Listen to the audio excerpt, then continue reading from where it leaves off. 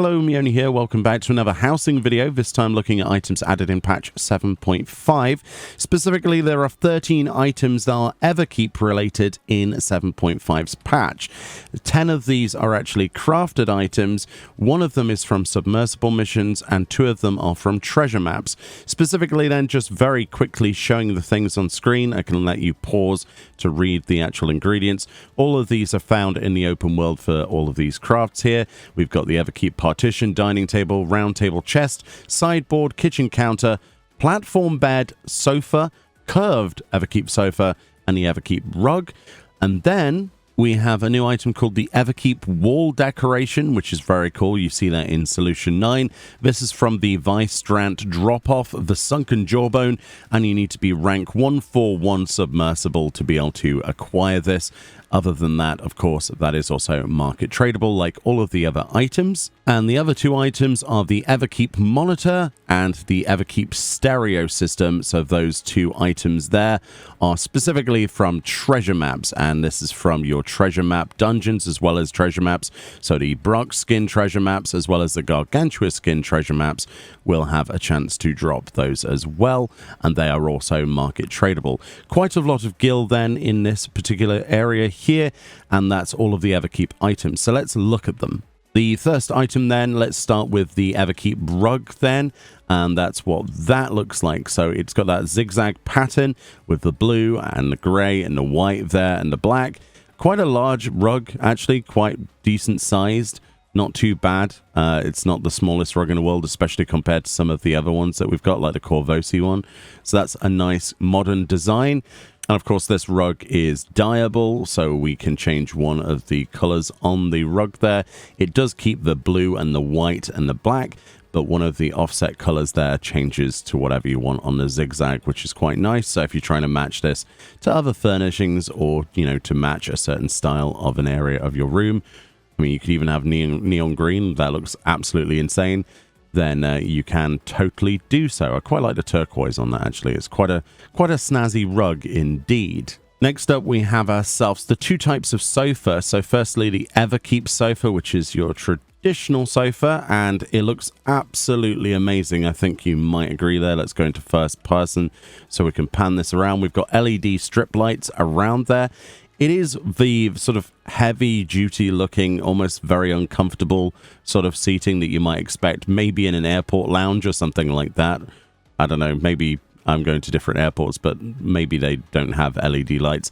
The LED strip light is pretty awesome, though, and they've got this lovely sort of shiny reflective surface on the seat, so implying that it's some kind of plastic coveration.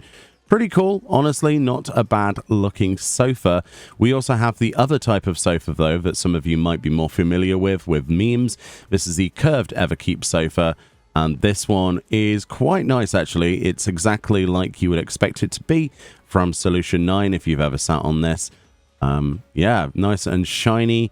Lots of interesting details there with different pillows, like the pillowcases themselves have got little diamonds and other sort of fractal effects on them there, almost like a QR code on that one. Nice, shiny, reflective seats, as you can just about see with the reflectivity. This also has the LED strip lighting on the base of this. Look at the reflections from a light there. That's amazing. Yeah, but a very basic sort of setup, but would definitely fit into corners of rooms if you've got curved sections or you want something to create like a bay effect. That would be quite nice, I think. And of course, the Everkeep sofa is dyeable, and we've got this kind of washed out coloration because of the texture. So let's get close for you there. And of course, it is the main cushions that dye. The back does not change color, and neither do the LEDs. Again, in the future, I would like to see a double dye palette system for furnishings, because it would be really cool if we could have different sections like this LED lighting change color as well. But yeah, it's going to look really cool in vibrant colors, like the neon green just looks like someone's dropped an apple on the floor or something. I don't know. It's very, very vibrant. I quite like the turquoise, actually. Darker colors are quite nice and minimalist, though. But yeah, this is the sort of thing you want to be very bright and loud, don't you? And of course, the curved sofa is exactly the same situation, very dyeable and good reflectivity, same texture, so nothing too different there. The other thing I like about this is that the actual pillowcases themselves change color, or at least some of them do, as you can see. So if we go for a cherry pink there, 2 of the pillowcases are also cherry pink. Just compared to default, then they've got a black and white. And then, of course, when you change the color, you've kept that black, but not the white. Although, the thing that's really confusing is that this pillow, obviously, it's got keeps more of the white coloration than the others. But there we go. That's what that looks like with the LED lighting, again, not changing color, and the back sort of floor section that sits on the floor isn't changing color either. That's really cool. I think a lot of people are going to love collecting these items going forward. The Everkeep stuff is awesome. Next up then, to get it out of the way, we're going to look at the Everkeep platform bed. So you might have seen this in the apartment sort of area of Solution 9. And I've wanted this ever since I saw it. It's a really nice, versatile bed, as you can see. It's got... yeah, the LED strip lighting around the back. It kind of reminds me of these, the sort of like fad of gamer beds, sort of. We've got a sort of raised headboard here, built in, kind of quilted. Nice LED lighting that goes all the way around. It does look slightly painful. It does look like they've just put basically a base around a futon, right? It looks like either that or some kind of mat or something, like a tatami mat. And of course the bed is dyeable, but not the main section of the bed. The bit that dyes on this is actually the bed linen, the bit that you sit on and sleep on, which is really interesting actually. So you're always going to have that sort of washed out black and the LED strip lighting. Again, another reason why it would be very nice in the future to have a double dye system for furnishings. I will not stop talking about it until it gets added to the game. We've got it for lovely clothing now. I think it's about time we had it for housing as well, but looking very cool in a variety of different colors, but harder to match unless the rest of your housing items are also using the color black and I guess neon blue. All right, let's have a look at some tables then. So we've got a dining table first. That is what that looks like, which is kind of nice actually. You could probably use that as like a coffee table as well. I do like the fact that it's got a kind of futuristic design where it's gone into the floor. It looks like it's bolted into the floor or something, which is really, really nice. And if we, move this off of the carpet, you'll see there that it is completely flush with the floor. There isn't any gaps there. You've got this kind of like pillar motif. It also would be very cool to have in a sci-fi setup, and you could probably create some kind of effect to make it look like a holographic table or something. Like a map table. Very, very cool, like a D&D table. Very nice. I like that a lot. Then we also have another type of table, which is the Everkeep round table. And that looks like that, which is incredibly stylized. Look at that. We've got a star-themed legs on this thing. I don't remember actually seeing this in the actual Solution 9 area. It probably is, right? Because it's based on that. We've got this kind of mottled that you can't really tell surface on here. Yeah, it's pretty cool, actually, isn't it? Really, really cool. I like that. I think a lot of people will probably try to clip this and float this so that it can use the bottom star shape. That's really, really cool. And the round table then, the way that dyes is the tabletop does not change color, as you can see. However, the legs do, which is really nice. They've got this wonderful, shiny, metallic, matte sort of metallic finish to them as well, which is really cool. So regardless of what color you go for, you get a really nice metallic finish. I like that a lot, actually. I'd probably end up using this. All of this furnishing is absolutely gorgeous. And then obviously for the dining table as well, that also dyes. Again, it is the surface around the background. The dyeability of this one is a little bit unfortunate because the details are a little bit low resolution on the floor section and on the sides. Depending on what color you go for, like you can quite easily see that detailing. It's not the prettiest of thing. But from a distance, it'll probably look just fine. But obviously, no changing of the surface or the lighting either. And of course, the round table was the first one in our collection that doesn't have LED lighting. So no RGB for the round table, but the dining table does. Next up then, we have two other types of sort of tabley, chesty thing. We've got the sideboard and the Everkeep chest. So this is the sideboard, which is really cool. So this is designed to go at the side of your bed. Obviously, as you might see in Solution 9 in the apartment district. This is really cool, though. Different neons, though. Instead of blue, we have bright pink, which is actually awesome. I really, really like this item. It's a storage shelf, essentially, with this sort of angular, triangular design with shelves, and it is reversible as well. So if you want it to be that direction or that direction. They are identical in either way. I do like the floor lighting on these. I think they're absolutely fantastic. Again, it would have been nice to change the color though, right?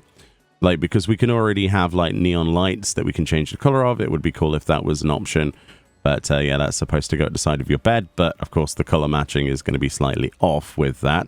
The other table-ish related item is the Everkeep chest, which, as you can see, has a different LED lighting scheme as well.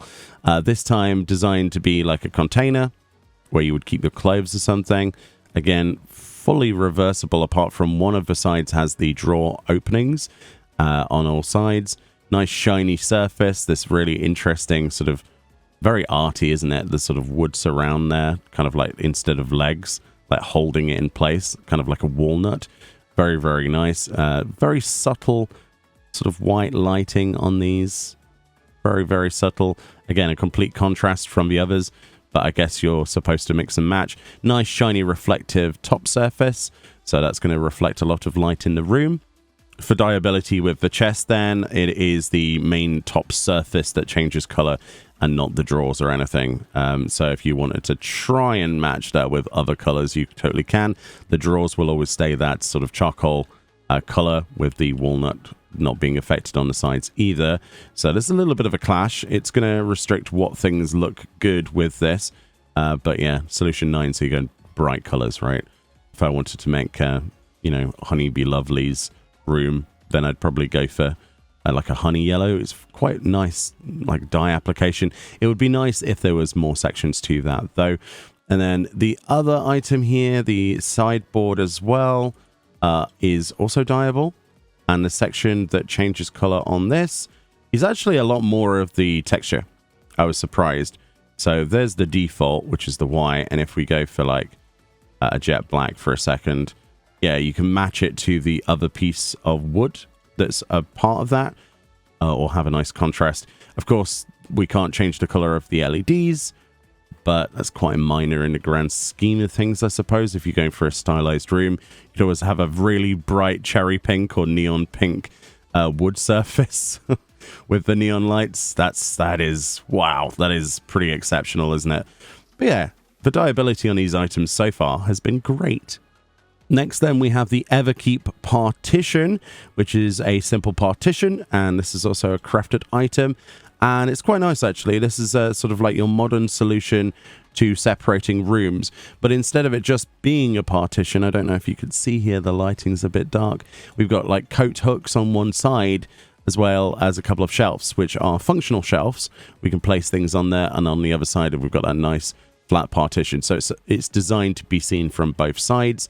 And yeah, I really like that, actually. The simplicity of that sort of walnut with the metal frame. It kind of reminds me of something you might buy from IKEA, quite honestly. And the dyeability on that is obviously the wood slats. So if you want them nice and bright, you totally can, to match with the other furnishings. I will say with the partition, it doesn't immediately scream modern. I mean, there are certainly, thematically, I guess it's modern. But if you dyed this like a nice dark color, you could easily match this to other things, more older worldy sort of stuff. It's not as, you know, in your face as an LED sofa. But it's pretty cool, isn't it? I like it quite a lot, actually.